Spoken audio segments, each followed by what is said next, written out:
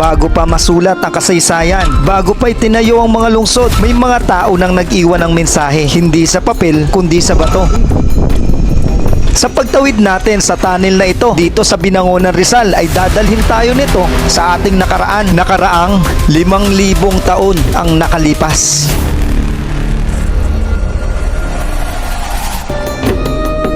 Sa pagitan ng Angono at Binangonan sa lalawigan ng Rizal, matatagpuan ang isang tahimik ngunit makapangyarihang saksi ng ating nakaraan. Ito, ang Angono Binangonan Petroglyphs. Mahigit 127 figura ang inukit sa batong ito. Ang mga nasa larawan ay ang mga taong may bilog na ulo, malaking mata at nakataas na mga kamay. Simpleng anyo, ngunit hitik sa kahulugan. Mga simbolong nilikha, mahigit 5,000 taon na ang nakalipas. So mga ito, nandito tayo ngayon sa tinatawag na Angono Binangonan Petroglyphs. So from Metro Manila, nagbiyahe tayo kanina ng almost nasa 1 hour lang kasi hindi naman siya traffic from Parañaque. So I suggest na lalo na kung taga Metro Manila kayo o kalapit lang po kayo netong Rizal, ay bisitahin nyo po yung probinsya ng Rizal. Dito nga po yan sa munisipalidad po ng Angono at Binangonan, Rizal. So dito kasi mga idol, isa sa mga makasaysayan, no, na itala is dito po matatagpuan. Ito nga po yung petroglyphs na inukit pa po ng mga sinaunang tao. Opo, sa yugto po ng period ng Neolitiko. So sa panahon po na yon, meron pong 4 na yugto na nangyari. Yung pinakalumang yugto po na tinatawag natin, ito nga po yung Paleolitiko, pinakalumang yugto ng tao. Ito nga yung pinakaluma. Sumunod po yung Mesolitiko. At ikatlong yugto nga po, yung mga nagsulat dito sa petroglyphs, ay tinatawag po natin na Neolitiko. And then, ang pinakahuling yugto po, yun nga po yung tinatawag na panahon ng metal. Dito ay gumagamit na sila ng metal sa kanilang mga kagamitan o kasangkapan. Sinabi nating Paleolitiko is ito yung mga lumang pinakalumang yugto ng tao na kung saan ang ginagawa ng mga tao o ninuno natin noon ay palipat-lipat po sila ng tirahan. So wala po silang permanenteng address. So kapag naubos po nila yung mga pagkain o pangangailangan nila doon sa isang lugar at wala na silang makukunan doon, lumilipat po sila sa iba naman. So doon po hindi pa po sila marunong magtanim na Mesolitiko. So ito yung ikalawang yugto o dito nangyari yung transition period po ng mga sinaunang tao. Dito nga sila nakapag-isip na kailangan nila na magstay sa isang lugar. Kaya unti-unti po dito po nabago sa ikatlong yugto yung mga tao. So sa panahon po ng Neolitiko, dito na po nagkaroon ng mga permanenteng tirahan yung mga sinaunang tao. Sa period po na to, mas maganda na po yung mga, mas makikinis na po yung mga kagamitan nila, kagamitang pangbato, na kung saan meron na rin pong palayok. At dito na rin po mga idol na buo yung nayon. Ito ay tumutukoy sa mga tao na sama-samang naninirahan sa isang lugar. So sa madaling salita mga idol, para tong barangay. So hindi ito parehas ng bayan kasi ang bayan mas marami pong mga tao ang magkakasama. Kapag sinabi po nating nayon ay isa po tong para siyang barangay, same po siya ng barangay. Sa makabagong panahon, ang nayon po ay tinatawag nating barangay na kung saan sa isang nayon po ay meron pong isang namumuno or meron pong namumuno. Sa makalumang panahon po, tinatawag po itong datu. At sa makabagong panahon, sa panahon po natin, ang namumuno sa atin kapag sinabi nating nayon o barangay ay barangay captain. Nakakaalam mga idol, kapag sinabi nating petroglyphs, ito mga idol yung tumutukoy, no? Ito yung isang uri ng pag-ukit mga idol, pag-ukit sa mga bato. Dahil po sa mga panahon na makaluma, hindi pa po nauuso yung panulat at yung papel.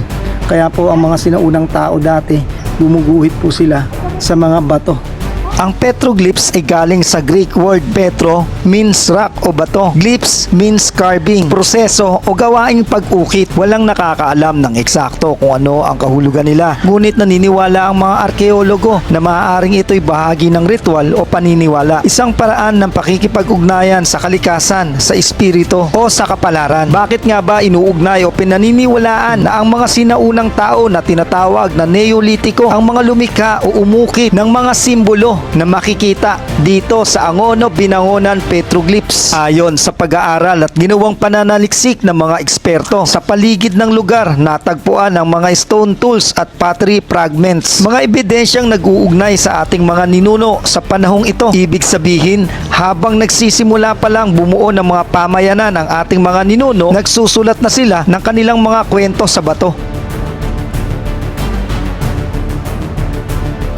Na sinasabing 3000 BC, ang ginamit kong method of dating is dating through association.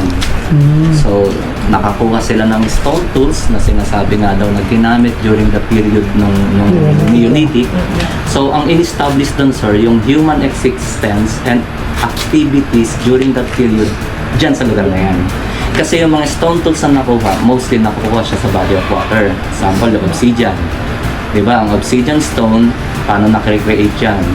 Isang volcanic materials, especially lava, na tumama sa tubig at mabilis yung process of cooling niya, crystallized stone ng kalalabasan, glass type of stone siya. So, mostly, makukuha mo na siya dapat yan sa streamline. Sa mga streams, sa lake shore, kung saan pwedeng tumama yung lava na yun. Ngayon, paano siya nakaakyat dito? Eh, walang body of water dito. May taong nagdala. Doon pala na. So, kung may taong nagdala dyan around 3000 BC, the possibility of those people who made that is high. Kaya pinagpalagay na ginawa siya around those period.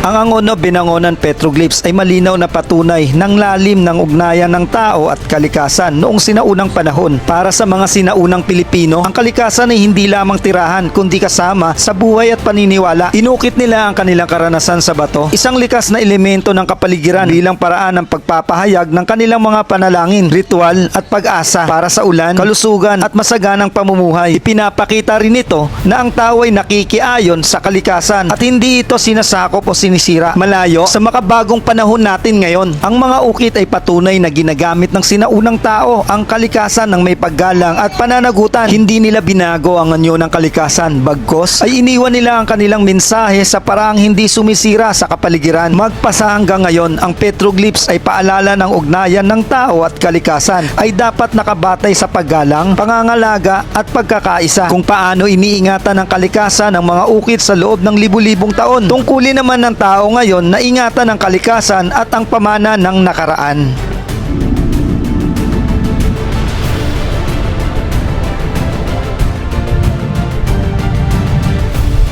Sa mga lods, dito pa lang, sa may kanto, nakikita na natin na meron ditong karatula o signage na nakalagay ang Angono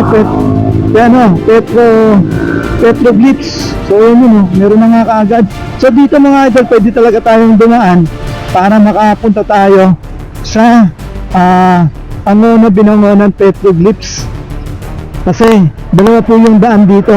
Meron pong daan dun sa kabila ng subdivision. Yung pupuntahan po kasi natin na lokasyon mga idol, yung mismong petroglyphs is nasa loob po ito ng isang subdivision. Dito po yan sa Binangonan, Rizal. So sa mga pupunta, yung mga may hilig pong tumanaw o mula sa itaas, kita po yung Metro Manila, pwede po kayong pumunta rito.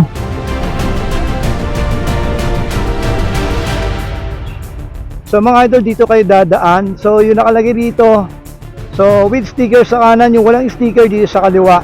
So dito tayo papasok kay entry sa East Ridge mga lods, kasi dalawa po yung entry point dito. So pupunta lang po ng National Museum sa petroglyphs po. Iwan po ng ID. So sa mga pupunta rito mga lods, kailangan lang natin mag-iwan ng ating mga ID Tapos kung saan tayo pumasok, kung din tayo lalabas. So thank you po. So yun lang kailangan natin iwan mga lods kapag papasok kayo rito sa or pupunta sa petroglyphs, kasi nga mga idol, ang kinaroroonan po ng petroglyphs ay dito po sa loob ng subdivision. So kailangan natin magdala ng mga ID natin para sa kanila. So sa Waze, ito na yung tinuturo ng ating Waze. Ayan na nga po, yung papasok dito. So makikita natin dito ang unang binangonan, petroglyphs. Ito po, may mga marka po na may mga ukit po o drawing po, ano, ng palaka, butiki at parang tao. So ayan. Pero yung mga nakaukit dito mga idol, since sinaunang tao po yung mga lumikha ng sining na yon, ay mapapansin natin na ang imahe po na nangyayari is parang hugis po, stick. Para siyang stick. So ito mga lods, dito na tayo. So yan. So ito po yung tunnel na inaano ko po sa inyo. So dapat po. Mga lods, sa mga pupunta rito para po makita o masilayan ng actual ang mga ginuhit po ng mga sinaunang ninuno natin o mga sinaunang tao sa panahon po ng Neolitiko, makikita po natin yan pagpasok po natin dito po sa tunnel na to. At ang tunnel na to mga idol ay hindi po ginawa kasabay po sa pag-ukit po ng petroglyphs. So ito po ay ginawa between 1994 hanggang 1996 ng mga taong Igorot na nanggaling pa po sa Baguio. So para po hindi kayo malito, baka po kasi akalain ninyo yung mga letra o larawan na makikita ninyo habang pagpasok nyo po rito sa tunnel na to, hindi po yun yung tinatawag na petroglyphs, kundi po kailangan nyo pong tumagos dyan papunta sa kabila, at doon po sa bandang dulo meron po doong napalaking bato na kung saan po doon po inukit ng mga taong Neolitiko sa panahon po nila yung mga larawan na yon. So meron po tayong tinatawag na lumang panahon, nasa gitnang panahon at sa makabagong panahon. Natin dito. Kasi hindi po yan yung mga petroglyphs, kundi banda lang po. Mga ibang turista na nagpupunta rito. Tulad yan. So ang purpose po ng tunnel na to is para po sa pipeline o irrigation po papunta po ron sa golf course. So yun po ang purpose ng tunnel na to. Dahil din po hindi po talaga ito ang daanan dati. So ito po is yung tunnel na to ay ginawa lang mga idol during 1994 to 1996 na mga kapatid nating Igorot na taga Baguio. So sila po yung bumutas at gumawa niyan. Ang kagandahan dito mga idol sa petroglyphs, kapag pumunta kayo, hindi kayo masyadong mahihirapan kasi nga mga idol, pwede nyo ilapit yung mga sasakyan ninyo doon sa may mismong bungad ng tunnel, tapos maglalakad lang kayo ng mga 3 hanggang 5 minuto para makarating dito mismo. So mga lods, pagdating nyo rito sa dulo, ito yung sinasabi ko sa inyo, ang tapat lang po ng petroglyphs mga lods is itong opisina po ng National Museum. So dito kailangan natin mag-register para po may record sila rito ng mga pumupuntang turista. So katulad nila ma'am, from UP pa sila mga lods ha. PUP. PUP. Oh, PUP pa pala. Nagkamali ako. So yung mga, yun, natanggal ko yung P. So yun, kaya yun lang yung kailangan mga lods, register, wala naman po kailangan bayaran, kahit sa parking fee wala po. So for educational purposes kaya nandito rin. Ang petroglyphs ay nadiskubre noong 1965 ng pambansang alagad ng sining na si Carlos Botong Francisco. Sa pamamagitan ng kanyang kaalaman sa sining at kultura, agad niyang napagtanto na ang mga ukit nito ay mahalagang bahagi ng sinaunang kasaysayan ng Pilipinas. Bagamat hindi pa World Heritage Site ang Angono Binangonan Petroglyphs, ay isa na ito sa Philippine Tentative List for UNESCO World Heritage Sites, declared a National Cultural Treasure noong 1973, listed sa World Inventory of Rock Art 1985 at isa sa 100 Most Dangerous Sites ng World Monuments Watch, at nagpapakitang mahalaga talaga ang site sa buong mundo at nag-e-effort para ma-recognize ito bilang World Heritage. So ito na mga idol, yung time na aalis na nga tayo dito. So maraming salamat sa mga nanood ng vlog natin para dito sa cover po natin ng petroglyphs. Dito nga po yan sa Angono, Binangonan, Rizal. So muli, magsama-sama ulit tayo sa panibagong travel adventure.